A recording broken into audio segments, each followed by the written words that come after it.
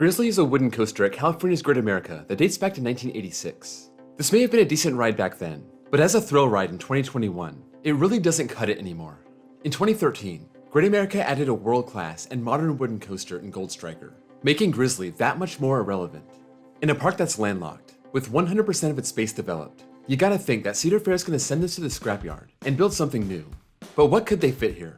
Let's look at the most realistic options. These are the most likely replacements for Grizzly.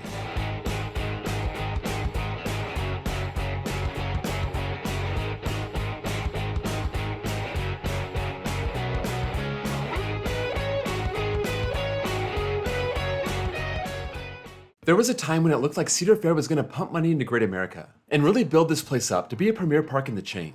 In 2018, they filed permits with the city for a 210-foot coaster.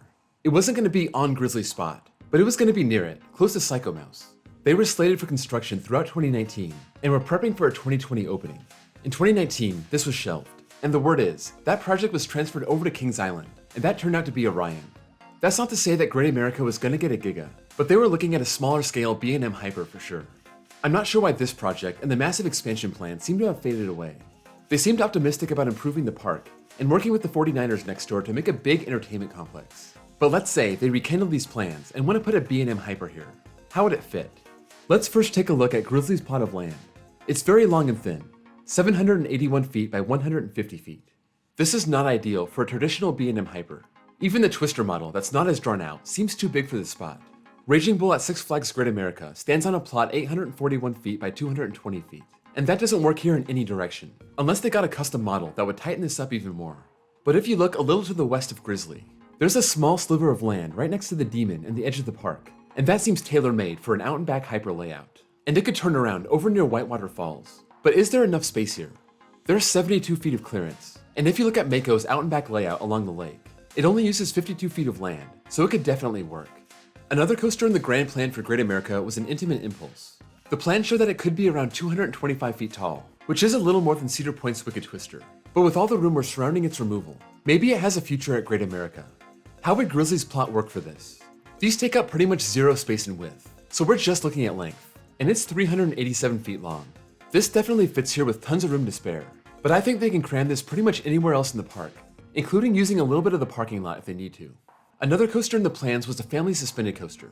They might be looking more towards the Planet Snoopy area for this one, but if they wanted to use the Grizzly plot, they may have an issue with the typical layout that SNS or Vekoma offer. Merlin's Mayhem is on a plot 307 by 248 feet, and those square layouts don't really jive here. But Freedom Flyer is 294 by 142, and that narrows the width, and doesn't even come close in length. But in terms of the park's needs, their biggest gap is a launch coaster. Grease Lightning left the park in 2002, and they haven't had anything since that launches the train. And there are tons of modern options out there that would be in Cedar Fair's budget. The only question is, what's the best fit for the plot that's only 150 feet wide?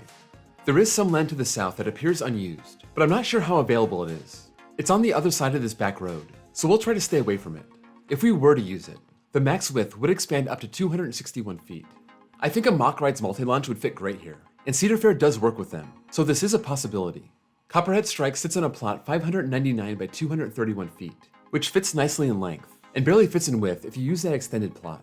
The park needs a launch and a coaster with a bunch of inversions. Plus, this is another coaster that gives airtime.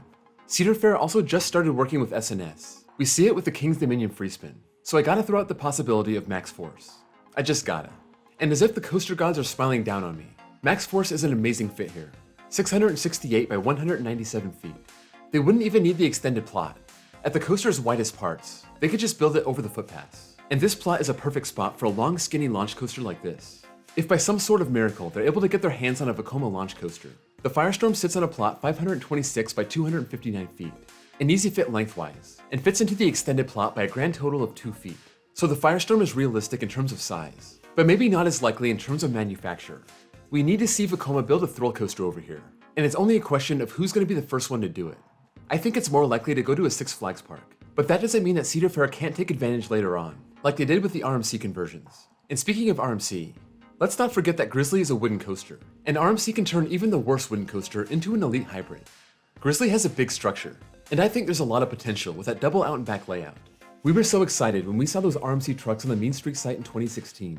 We were begging for the day that RMC would work with Cedar Fair, and we weren't sure it would ever happen. But in 2018, they went all out and put in 3. But now, word is that Cedar Fair and RMC don't work well together, and it's unlikely for Cedar Fair to hire RMC again, given the problems they've had with those 3 coasters. I don't know how much of this is true. I know it's been 3 years since the last project, but just look at the timeline. They didn't order one in 2019, but there's no way they had a beef with RMC when they made those decisions. And 2020 was all about Orion, and they never had anything else in the years that they get a Giga. And 2021 was a wash because of the virus shutdowns. So I'm still holding out hope. If there is a beef, maybe they can patch things up so we can keep getting awesome RMCs at these Cedar Fair parks. And Great America can really use one to complement Railblazer and contrast the classic wooden feel of Gold Striker. Grizzly is only 91 feet tall, and that's shorter than any other hybrid that I could find. Joker, Storm Chaser, Twisted Cyclone, those are all 100 feet. So maybe they could steepen the lift hill and add some wood, kinda similar to what they did with Steel Vengeance. And they could raise RMC Grizzly up to a respectable height. Another option could be a flying coaster. They had the first one with Stealth back in 2000, and that was the star of the park for a while, even though it was short-lived. And maybe the park will want to bring back the concept, just with a modern touch. For a long time, B&M was the only option, aside from the Flying Dutchman like Stealth. And if they went that route, it would need to be a long and skinny one. It seems like most of these run in a square layout, but 2 of them stick out as more of out and back layouts. One of them is Starry Sky Ripper in China, running 663 feet lengthwise. And the width doesn't really matter because they can just tighten that up with a custom model, and that could easily fit the plot. The other is Flying Dinosaur at Universal Studios Japan, running 883 feet out, which is over 100 feet too long. But at least we know it can be done, even if it's on a smaller scale. The other flying option is the New Age Vekoma flying coaster, like FLY at Phantasialand. This sits on a small and more square plot, 361 feet by 225 feet. But maybe this isn't the best example to judge the model. This has great theming, and the train weaves around the town it's situated in. So a standalone Vekoma flyer focused on thrilling elements will probably be a lot different. The only problem is, this is all we have. But a flying coaster, with a launch like FLY, would fill 2 gaps the park needs. Question is, would they dare get another experimental flying coaster from Vekoma? Paramount is the one that got burned by that decision. Cedar Fair had nothing to do with it. So I would say maybe. And they've kept Nighthawk running the whole time they've been in charge, even though they did decide to scrap Firehawk. Maybe this isn't super likely, but it's a good idea, and something to keep your eye on. Let's end this with one more topic of conversation, and that's the park's B&Ms. Great America jumped on some very early B&Ms, getting the second one ever back in 1991 in Vortex, and then the 5th one ever in Flight Deck back in 1993. And then, that was it. A couple small, short B&Ms, and neither Paramount nor Cedar Fair has gone with anything else since. We know Cedar Fair loves working with B&M. They're not afraid of those big price tags in order to get a popular, reliable coaster with great capacity. We talked about the Hyper and the Flyer, but there are a couple more possibilities for this plot. Let's look at the Wing Coaster. These usually thrive on a square plot of land, but I think it's possible to rely on a more out-and-back model. But where have we seen this before? Let's go to Cedar Point and look at Gatekeeper. From the turn after the Immelman, it runs in a relatively straight line all the way to the entrance, into the dive loop, and then back the other way. This whole stretch is 882 feet long, about 100 feet beyond the Grizzly plot. But at least we know they could go something smaller and shorter. And if they went this route, they'd probably end up using the extended plot. The other possibility is a dive coaster. If you don't want to go 200 plus feet with a Hyper, the dive is another good way to do it. These always take up way more land than it looks like, and with such a skinny plot, we have to look at something that goes out and back. Yukon Striker has a pretty good string of elements that go out in a straight line, and a Great America dive coaster would pretty much need to be all this. The drop, loops, rolls, and hills going out, a dive loop or an Immelman to turn it around, and basically the same thing going back. I like the Wing Coaster a lot more for this layout, but it's not impossible for this to be a unique dive coaster layout. Okay, now it's time to look at the top 3 options to replace Grizzly. At number 3, I'm going with the SNS launch coaster like Max Force. Even though Cedar Fair has started working with SNS, this seems more like a Six Flags option. But if they wanted to make their only launch coaster focus on the powerful launch, and the rest of the elements afterward being just secondary, this should be the way to go, and it's a really good fit. At number 2, I'm going with an RMC hybrid conversion. I'm not convinced that Cedar Fair is done with RMC to the point where they'll never work together again. We're talking about something that could happen years down the road, so by then, maybe everything will be patched up. RMC Grizzly would be a totally new experience to the park, even with Railblazer being right there next to it. But as for number 1, I'm going with the Mach multi-launch. These are expensive, but they have well-rounded layouts and elements. It gives you a launch, it gives you airtime, it gives you lots of inversions.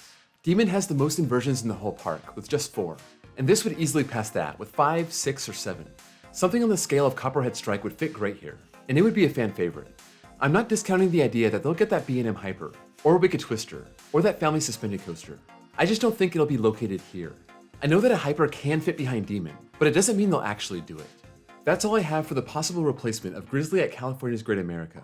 Let me know what you think about these possibilities, and what you think is the most likely option, keeping space, budget, and manufacturer in mind.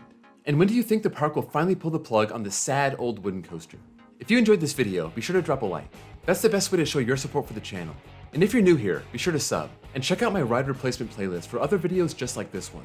Also be sure to check out my links below for my Discord server, where you can chat with other fans of the channel, as well as my second channel, where I post copyright-free off-ride footage. Thank you all for watching, and I'll see you all next time.